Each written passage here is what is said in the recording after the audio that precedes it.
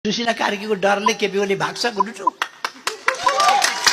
के सोचे केपी ओलीलाई गिरफ्तार गर्नुपर्छ कारबाही गर्नुपर्छ।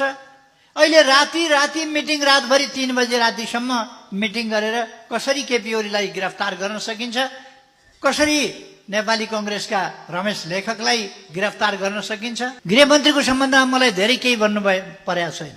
गृहमन्त्री बाबुलाई धेरै नउताउलिन नचम्किन सम्हालिन सल्लाह दिन चाहन्छु।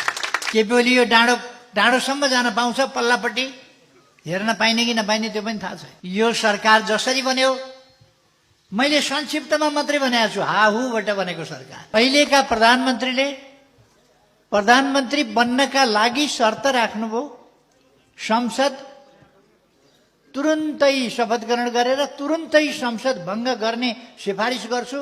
त्यो सिफारिस लागू गर्न पर्छ र संसद भङ्ग गर्ने हो भने मात्रै प्रधानमन्त्री हुन्छु, नत्र भने देशमा जेनजीले आगो बाल्छ।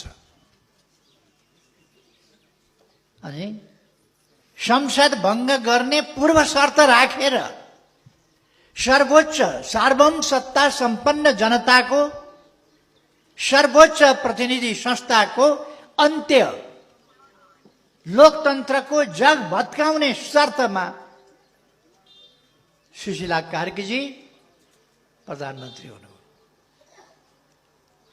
उहाँलाई राम्ररी थाहा छ नेपालको संविधानको उहाँ व्याख्या गरेर आएको मान्छे हो। के व्याख्या गर्नुभयो त्यो छोड्ने हो। तर नेपालको संविधानले स्पष्ट रूपमा भन्छ सर्वोच्च अदालतको न्यायाधीश भइसकेको व्यक्ति, पूर्व प्रधान न्यायाधीश अथवा प्रधान न्यायाधीश भइसकेको व्यक्ति कुनै पनि सरकारी लाभका पदमा बस्न सक्दैन। प्रधानमन्त्रीको मन्त्रीको त कुरै छोड्यो, बस्नै सक्दैन। उहाँलाई राम्रै थाहा छ। तर उहाँ सुरिन भयो।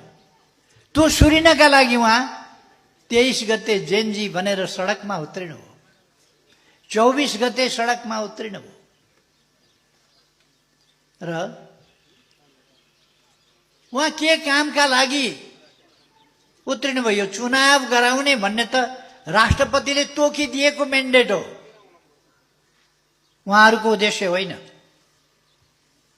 राष्ट्रपतिले तोकिदिएको 21 फागुनमा चुनाव गराऊ भनेर। उहाँहरू के गर्दै हुनुहुन्छ? पहिले पनि भन्दै हुनुहुन्थ्यो